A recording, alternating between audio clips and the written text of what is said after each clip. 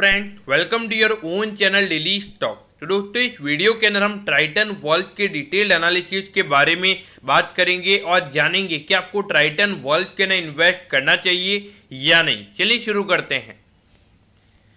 तो देखिए, सबसे पहले हम ये जानेंगे कि ये कंपनी क्या काम करती है। तो देखिए, ये जो कंपनी है 1975 में ये कंपनी स्टार्ट हुई थी, यानी कि मोर देन 45 टू 46 ईयर्स इस कंपनी को स्टार्ट हुए हो चुके हैं। देखिए, ये कंपनी क्या काम करती है। तो देखिए, ये जो कंपनी है, जो टायर के अंदर जो वॉल्व्स होते हैं, यानी कि जो एयर को इन आउट करने के लिए जो यूज किया जाता है टायर के अंदर, तो वो ये कंपनी बनाने का काम करती है। उसके अलावा वाल्व, कोर्स और उसके जो एसेसरीज होते हैं, तो वो ये कंपनी बनाने का काम करती है।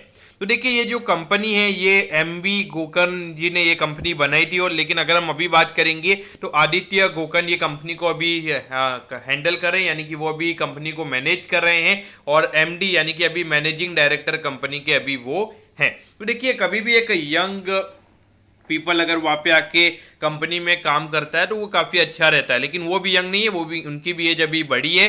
लेकिन देखिए, लगातार टेक्नोलॉजी जिस तरीके से चेंज हो रही है, तो उसे एडप्ट करने की कैपेसिटी वहाँ पे होनी चाहिए, और वो हमें आदित्य गोकर्न जी में अच्छे से नज़र आती है। तो देखिए, ये जो कंपनी है, इसका टेक्निकल कोलेबोरेशन भी है पिंजर्ट बर्डिन, जो कि एस्ट्रोक फ्रेंच है, तो उनके साथ यहाँ पे फर्स्ट 5 ईयर्स के लिए उनके साथ यहाँ पे उनका टेक्निकल कोलेबोरेशन भी है। तो देखिए, ये जो कंपनी, एक तरीके से आपको ये समझना होगा कि ये जो कंपनी है, जितना कार की सेल्स बढ़ेगी, जितनी कार की डिमांड बढ़ेगी, जितने ऑटोमोटिव सेक्टर की डिमांड बढ़ेगी, जितना ऑटोमोटिव सेक्टर जितना अच्छा परफॉर्म करेगा, उतना अच्छा ये कंपनी परफॉर्म करेगी। तो देखिए, पिछले कुछ अगर आप देखोगे 3 से 4 साल से अगर आप देखोगे, तो यहाँ पे प्रॉब्लम्स हो रही है। और मेजरली अगर आप देखोगे तो इनके लिए जो मेजर इनके लिए कमोडिटी है, वो है ब्रास। ये ब्रास ये कमोडिटी इनके लिए मेजरली वॉल्व बनाने के लिए यूज़ की जाती है। तो उसके प्राइसेस अगर अच्छे खासी मूव हो जाते हैं, अगर वहाँ पे अच्छी खासी वॉलेटिलिटी रहती है, और अगर ज़्यादा प्राइसेस अगर ब्रास के बढ़ जाते हैं, तो वहाँ पे डेफिनेटली इनके रॉ मटेरियल कॉस्ट, उनकी एक रॉ मटेरियल इनका एक ब्रास है, तो वहाँ पे डेफिनेटली इनके मार्जिन पे काफ़ी ज़्यादा इम्पैक्ट पड़ जाता है। और अगर आप देखोगे, अभी रिसेंटली जो ब्रास की प्राइसेस जो वो लगातार बढ़े हैं, तो ब्रास यानी कि जो कॉपर और इनसे आता है, जिंक से आता है, जिनका एलॉय होता है, तो उस पॉइंट ऑफ व्यू से अगर आप देखोगे तो ये एक बहुत बड़ा रिस्क नज़र आता है। और इसके अलावा जो मेजॉरिटी ऑफ कंपनी का जो रॉ मटेरियल है, वो कंपनी बाहर से इंपोर्ट करती है। तो अगर करेंसी रेट में अगर ज़्यादा फ्लक्चुएशन हो जाते, तो वो भी एक बहुत बड़ा रिस्क कंपनी के पास यहाँ पे हमें नज़र आता है। और कंपनी का मेजरली ये भी कहना है कि एक चाइना जैसा एक जो बड़ा मार्केट है, अगर वहाँ पे अगर बहुत ज़्यादा मैन्युफैक्चरिंग होती है, तो उससे भी यहाँ पे फ़र्क पड़ेगा। लेकिन देखिए, अभी जो चाइना वाली अगर हम बात करेंगे, वहाँ पे जो लॉकडाउन हो रहे हैं, तो वहाँ पे थोड़ी इकोनॉमिक एक्टिविटी स्लो डाउन हुई है। तो वहाँ पे अगर आप देखोगे तो इंडिया एक बड़ा एक मेजर बेनिफिशियरी वहाँ पे नज़र आता है। तो इसमें इस कंपनी को भी वहाँ पे बेनिफिट मिल सकते हैं, क्योंकि यहाँ पे सिर्फ हम इंडिया में ये कंपनी अपने प्रोडक्ट को सेल नहीं करती है, यहाँ पे आउट ऑफ इंडिया यानी कि एक्सपोर्ट करने का भी ये कंपनी काम करती है। तो देखिए, 143 करोड़ का इस कंपनी का मार्केट कैप है। पी रेशियोज हम नहीं देखेंगे, क्योंकि ये पी रेशियो मेरे ख्याल से वैलिड नहीं है। अगर हम यहाँ पे आरओसी और आरओई की बात करेंगे, तो एक छोटी सी कंपनी है, तो मेरे ख्याल से तो ये नंबर वैलिड नहीं रहते हैं। लेकिन अगर हम बुक वैल्यू की बात करेंगे, तो 770 रुपीज़ की बुक वैल्यू है, तो सिर्फ 1.79 टाइम पे ये स्टॉक अभी ट्रेड हो रहा है, तो ये काफ़ी अच्छा नंबर है। अगर आप देखोगे, 125 करोड़ का कंपनी के ऊपर डेट है, लगभग 300 से 350 करोड़ का ये कंपनी रेवेन्यू जनरेट कर रही है, तो वहाँ पे इससे रिगार्डिंग भी कोई प्रॉब्लम्स हमें नज़र नहीं आती है। अगर प्लेज परसेंटेज की अगर हम बात करेंगे, तो ये नंबर बिल्कुल भी 0 है, तो प्रमोटर्स ने कोई होल्डिंग प्लेज नहीं की हुई है। और अराउंड 50% की होल्डिंग अगर हम देखेंगे, तो प्रमोटर्स के पास है। तो financial number point of view से आपको लगेगा कि कुछ इतना अच्छा देखने को नहीं मिला है, लेकिन कुछ इतना ज़्यादा नेगेटिव भी हमें यहाँ पे देखने को नहीं मिल रहा है। तो देखिए, पिछले 4 साल से अगर आप देखोगे, तो ये आपको फिनेंशियल ट्रेंड इतना अच्छा नजर नहीं आएगा। लेकिन पिछले 4 साल से अगर कोई भी कंपनी हो जाए, या फिर मारुति सुजुकी हो जाए, या फिर कोई ट्रक वाली कंपनी अशोक लेलैंड हो जाए, तो आप सारी कंपनीज अगर आप देखोगे, तो सारी कंपनीज में प्रॉब्लम्स है। तो इसी की वजह से अब पूरे ऑटो सेक्टर में हमने प्रॉब्लम देखी है। तो अगर at the end finished product की डिमांड अगर कम होगी, तो वहाँ पे जो रॉ मटेरियल उसमें यूज़ किया जाता है, तो उसकी डिमांड भी कम होगी। और अगर आप देखोगे, जितनी टायर कंपनीज है, अगर आप देखोगे सीएट टायर्स हो गया, उसके अलावा अपोलो टायर्स हो गया, तो वो सारे स्टॉक अगर आप देखोगे अपने ऑल टाइम हाई से मोर देन 50% नीचे ट्रेड कर रहे हैं। और वहाँ पर भी अगर आप देखोगे, अर्निंग्स में पिछले कुछ टाइम से इतनी ग्रोथ हमें देखने को नहीं मिली है। है। लेकिन देखिए अभी जिस तरीके से डिमांड डेवलप हो रही है, अगर आप देखोगे 10 से 15% से मारुति सुजुकी ने प्राइसेज बढ़ाए पिछले एक साल में, उससे भी ज़्यादा बढ़ाए कुछ कुछ अगर आप व्हीकल की अगर हम बात करेंगे तो। लेकिन फिर भी डिमांड इतनी ज़्यादा है, तो पहले आप देखते थे कि दिवाली ऑफर आता था कोई, फिर उसके बाद में क्रिसमस ऑफर आता था, लेकिन पिछले एक साल से यहाँ पे कोई ऑफर इन कंपनीज ने नहीं दिए, क्योंकि यहाँ पे जो डिमांड है वो काफ़ी ज़्यादा है। तो यहाँ पे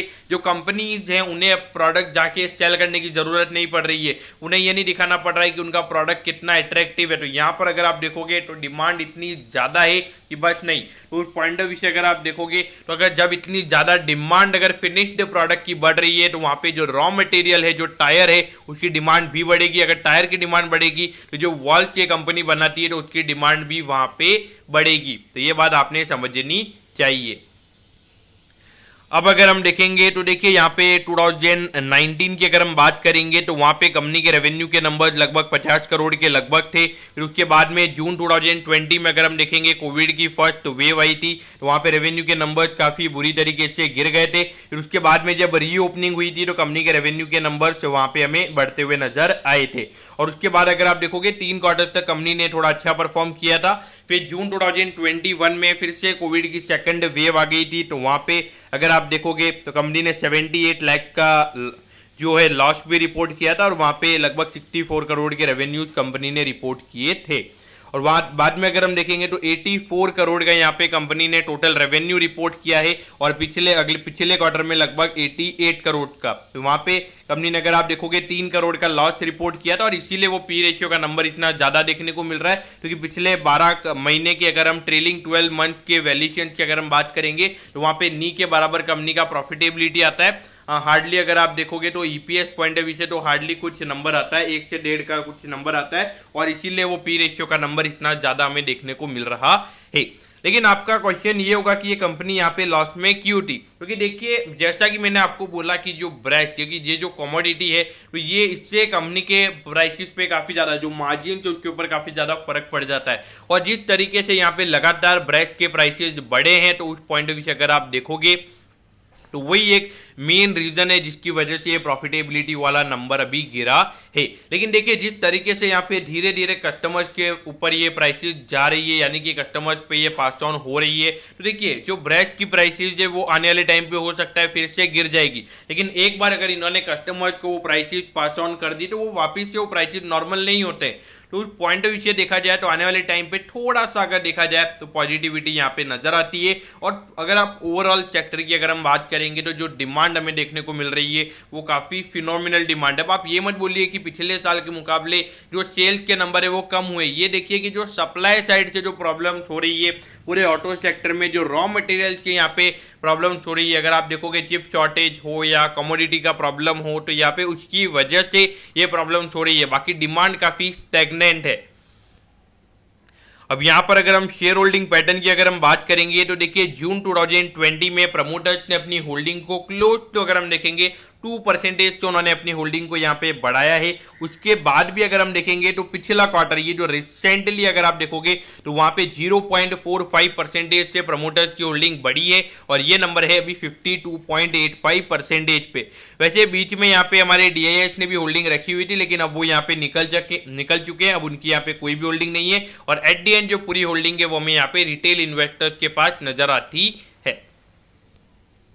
अब अगर हम यहाँ पे कंपनी के कंपटीटर्स की अगर हम बात करेंगे तो देखिए ये जो आप यहाँ पे जितनी भी कंपनीज है, मदरसन, चुम्मी हो या फिर कोई भी कंपनी हो, तो ये एंड्योरेंस टेक, ये जो कंपनी है ये हमारे रडार पे बहुत काफ़ी टाइम से है। तो देखिए एंड्योरेंस टेक की भी अगर हम बात करेंगे तो पिछले क्वार्टर में काफ़ी बैड नंबर थे। क्यों नंबर थे? क्योंकि जो कमोडिटी का प्राइस का इन्फ्लेशन जो यहाँ पे हुआ है वो काफ़ी फिनोमिनल हुआ है, और काफ़ी ज़्यादा यहाँ पे अगर आप देखोगे 10 से 12% से इनके जो कमोडिटी, जो इनका रॉ मटेरियल होता है उसके प्राइसेज बढ़े हैं। डेफिनेटली वो सीधा कस्टमर्स को पास ऑन नहीं किया जा सकता, और इसी की वजह से इनके नंबर्स इतने नेगेटिव आए हैं। तो इसीलिए उस पॉइंट ऑफ व्यू से अगर आप देखोगे तो ये जो कंपनीज है, ये सारी कंपनीज की अगर आप बात करोगे तो इनके कुछ पिछले क्वार्टर के नंबर्स कितने अच्छे नजर नहीं आते हैं। तो यहां पर अगर हम देखेंगे तो अपने ऑल टाइम हाई से मोर देन 50% ये स्टॉक अभी नीचे ट्रेड कर रहा है। और अगर हम अभी market cap point of view से अगर हम बात करेंगे तो लगभग 140 करोड़ का इस कंपनी का मार्केट कैप है। तो देखिए जिस तरीके का मार्केट कैप इस कंपनी का भी नजर आ रहा है, तो उस पॉइंट ऑफ व्यू से मेरे ख्याल से रिस्क टू रिवॉर्ड रेशियो काफी फेवरेबल लग रहा है। क्योंकि देखिए अगर 140 करोड़ का मार्केट कैप है, तो अगर वो कंपनी को 8 से 10 करोड़ का, यानी कि पूरा नी के बराबर अगर मार्केट कैप कब होगा कंपनी का, जब कंपनी बिजनेस में सर्वाइव ही नहीं कर पाएगी। लेकिन जिस तरीके का सेक्टर यहाँ पे अभी परफॉर्म कर रहा है, मुझे लगता है कि ये कंपनी आराम से सर्वाइव कर जाएगी। डेट का नंबर भी इतना ज़्यादा नहीं है, तो उस पॉइंट ऑफ व्यू से देखा जाए तो थोड़ी risk to reward point of view से ये चीज़ें ज़्यादा अच्छी नजर आती है। क्योंकि देखिए यहाँ पे पूरा सेक्टर अगर अच्छे से परफॉर्म करेगा, तो वहाँ पे ये कंपनी भी डेफिनेटली अच्छे से परफॉर्म करेगी। एक डोमिनेंट प्लेयर ये कंपनी हमें वॉल्स इंडस्ट्री में नजर आती है, खास करके इंडियन पॉइंट ऑफ व्यू से अगर हम बात करें तो डेफिनेटली ये जो कंपनी है ये आपके रडार पे होनी चाहिए। एक longer horizon point of view से अगर हम देखेंगे, तो यहाँ पे ये कंपनी आपके रडार पे हो सकती है। मेरे ख्याल से अगर ये पूरी इंडस्ट्री में एक अच्छा रिवाइवल आता है, वहाँ पे ये लगभग 140 करोड़ के मार्केट कैप वाली कंपनी लगभग 600 से 700 करोड़ के मार्केट कैप पे ये कंपनी बन सकती है। दोस्तों मैं होप करता हूँ कि ट्राइटन वॉल्स के डिटेल्ड एनालिसिस के बारे में आपको सब कुछ पता चल गया होगा। अगर आपकी कोई भी क्वेरीज है आप कमेंट कीजिए, मैं जरूर आपके कमेंट पर रिप्लाई करूंगा। ओके दोस्तों, thank you, have a nice day.